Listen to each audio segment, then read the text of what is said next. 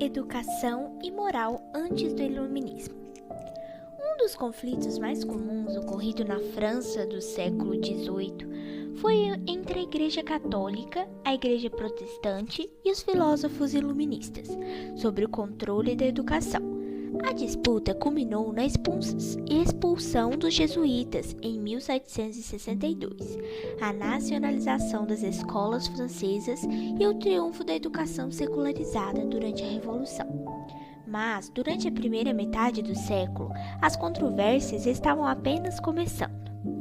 A maioria dos aldeões não sabiam ler e até 1789 a quase totalidade da autoridade municipal mal conseguia escrever. Contudo, existiam pequenas escolas onde bispos ou sacerdotes escolhidos ensinavam a ler e escrever, além do catecismo. Eram escolas voltadas aos rapazes e cobravam uma pequena taxa dos pais. E caso a família não pudesse pagar, as crianças eram aceitas mesmo assim, enquanto fossem aplicadas.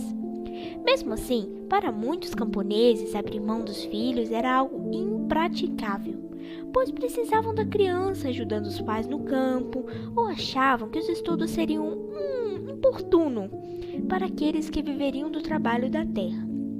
A educação não garantia uma melhora de vida, pois a mudança de classe social apresentava barreiras quase que intransponíveis.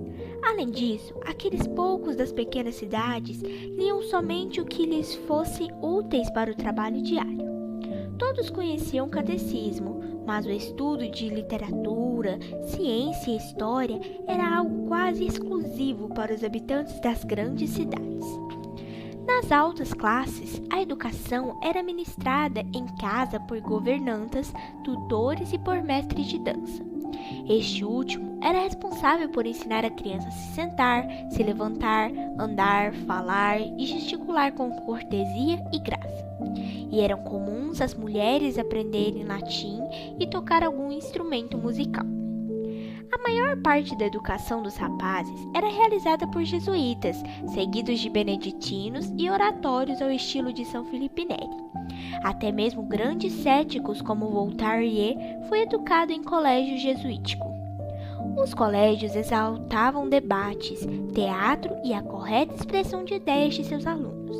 Seu fruto era que boa parte da literatura francesa foi escrita em colégios jesuíticos. Os estudantes também recebiam cursos de lógica, ética e metafísica, e não à toa vimos o mundo ocidental entrar em uma era da razão, na modernidade. As críticas aos métodos pedagógicos eram que o currículo dava pouca atenção para os avançados mais recentes do conhecimento e era, muitas vezes, teórico demais, afastando os estudantes da vida prática. Para o trabalho comum, eram mais importantes homens de confiança do que homens de conhecimento. A moral também era um dos pilares dos colégios religiosos e só poderia ser ensinada mediante conhecimento aprofundado da religião. Esta afirmação dos diretores das escolas será contestada pelos iluministas, que questionarão se a moral precisava mesmo estar vinculada à religião. Nas classes média e baixa, a moral se mantinha positiva graças à religião e à tradição, que garantiam as boas práticas em seu lugar. A vida simples, vinculada ao trabalho no solo e nos ritos sociais, preservaram uma ordem que por séculos se manteve inabalada. A tradição também permitiu que a moral se mantivesse firme na classe média, gerando uma burguesia exemplar. A mulher trabalhava em casa e na comunidade, e poucas vezes se ouvia um escândalo de adultério. Mosteiros davam comida aos pobres, freiras atendiam os doentes em hospitais, e orfanatos e casas de acolhimento eram mantidas pelo Estado e pela Igreja, e por corporações de ofício. Não eram incomuns os bispos que doavam seu dinheiro aos pobres, até mesmo funcionários do Estado auxiliavam com a esmola. O próprio rei Luís XV tomava algumas tímidas atitudes de doação e caridade. Os filósofos iluministas não queriam inverter essas práticas, mas retirar delas a necessidade de religião, pregando o amor pela humanidade ao invés de um amor em Deus. O humanitarismo de hoje é fruto da religião com a filosofia moderna. Apesar de terem existido sacerdotes que pregassem para si o dinheiro do dízimo, chefes de hospitais que gastassem consigo mesmo o que foi dado por caridade, e abusos de nobres quanto aos impostos cobrados dos pobres, resumir o antigo regime a essas ações seria de grande malícia. A sociedade do início do século XVIII era como todas as outras. Havia vícios em jogos de azar, traições, desonestidade, violência e abusos dos ricos sobre os seus pobres. Mas a noção do bem verdadeiro existia em toda parte. Todo francês amava seu país e todo parisiense não se via vivendo fora de Paris. Era uma sociedade que causava orgulho em seus integrantes, com seus erros e acertos. Os casamentos por amor e sem consentimento dos pais cresciam em números na literatura, e eles eram permitidos somente se o casal jurasse perante uma testemunha. Mas a maioria dos casamentos, mesmo dentre os mais pobres, ainda eram arranjados pelos pais, visando mais uma união de propriedade e de famílias do que de pessoas. Afinal, a família, e não o indivíduo, era a base da sociedade. Por isso que a sua prosperidade era mais importante que os sentimentos dos jovens. A idade legal para casamento era de 14 anos para os homens e 13 para as mulheres. E os próprios pais preferiam que seus filhos se casassem o mais cedo possível para evitar que caíssem em pecado. Isso acarretava situações como a da Marquesa de Salve-Beaufort, que ficou viúva com apenas 13 anos de idade. Enquanto a família não encontrava um marido digno para suas filhas, elas eram mantidas em conventos, para depois passarem de freiras a esposas. Ainda sobre os casamentos, dentre a elite aristocrática, o mais comum era que nobres com pouca riqueza e muitas terras se casassem com burgueses ricos e sem terras. Como os nobres ignoraram o crescimento das indústrias e do comércio, ficaram à mercê dos burgueses e estes das grandes posses dos nobres. Como esses casamentos não nutriam sentimentos, somente posses, era comum que os casais vivessem distantes um do outro e até aceitavam a existência de amantes sem que caíssem em ciúmes. Vivendo pelos seus títulos e poderes políticos, essa elite também não era próxima de seus próprios filhos. As crianças da aristocracia eram criadas por babás e tutores, longe dos pais, sem nunca dormirem sobre um mesmo teto. Para estes, família e intimidade eram mais bem tratadas à parte. Essas crianças eram logo enviadas para servirem no exército ou à igreja, onde viviam à espera de heranças e de títulos de nobreza.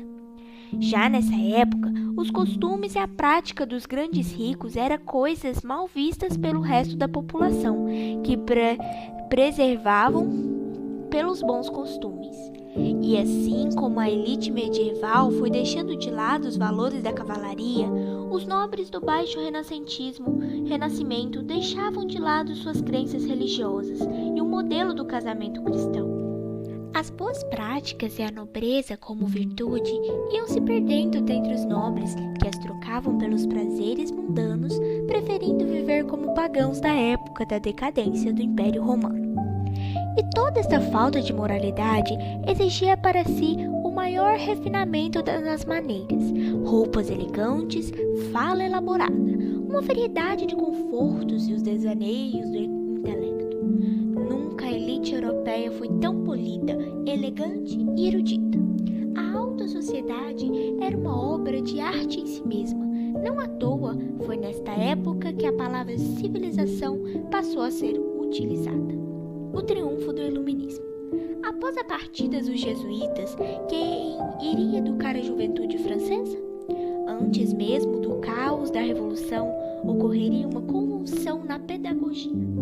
Os iluministas não queriam simplesmente passar a educação francesa para um outro grupo religioso.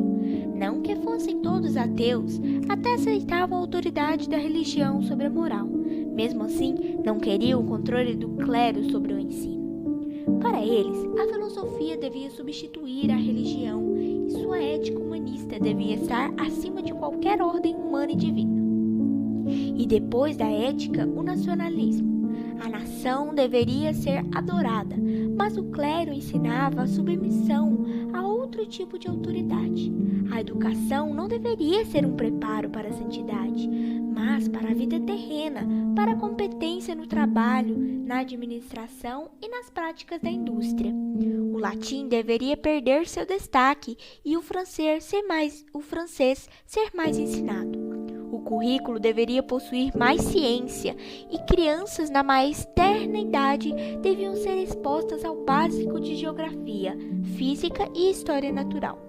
História também devia ser uma disciplina mais tratada em sala de aula, mas, principalmente e acima de tudo, uma mente filosófica deveria ser criada.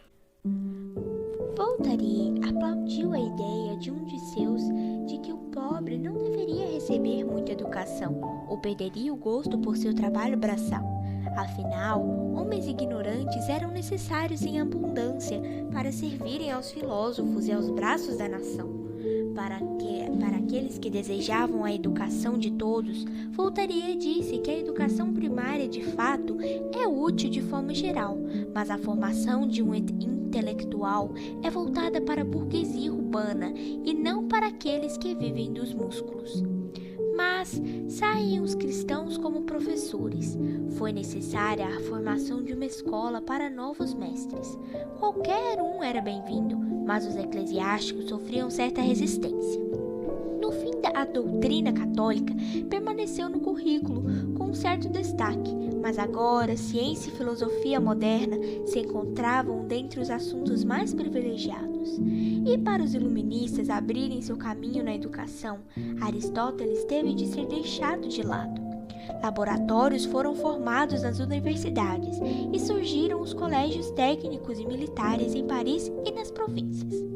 Dos velhos professores, vários alertas foram dados, avisando que a nova pedagogia melhoraria o intelecto, mas não a personalidade, e que sem moralidade e disciplina todos estariam fadados a uma contínua revolução.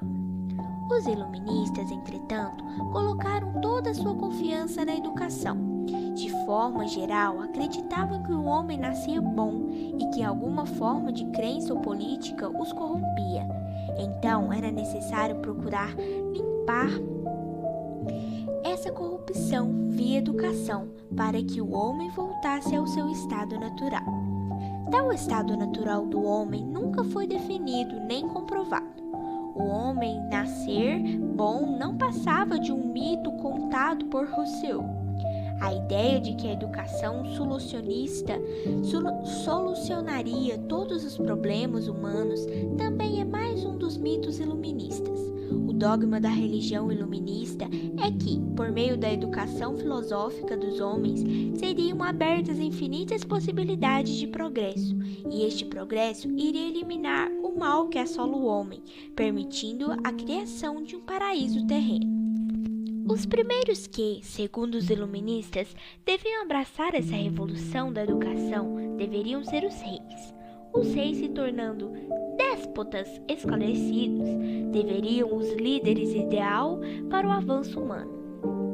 No fundo, muitos desses intelectuais já previam o avanço da França em direção a uma grande revolução geral. Mas a grande dúvida se mantinha. Poderia uma nação viver sem religião? Poderia a moralidade se manter sem um código moral divino e um Deus que tudo vê e que recompensa os bons? A grande apóstata dos filósofos modernos foi na eficácia de uma ética natural, independente da teologia, forte o suficiente para superar as crenças populares. Mas se a sociedade se negasse a aderir às tais mudanças, seria necessário usar a força? Mas quantos homens de fato usam a razão? E outra, o caráter que determina as ações é criado antes ou depois do homem adquirir razão? Essas eram as grandes questões dos iluministas quanto à imposição de sua ética moral. E a maioria acreditava que tudo que se estabeleceria por meio do ensino e das leis e que esses se moldariam à razão, para que o egoísmo se tornasse cooperação e que juntos fariam uma nova ordem social. E se o bem da humanidade era a finalidade da razão, não havia problemas no homem que buscasse o prazer mundano, contanto não prejudique os demais. A felicidade se tornou o fim último do homem, mas uma felicidade terrena, adquirida pela satisfação dos sentidos e não mais pela busca do paraíso celeste.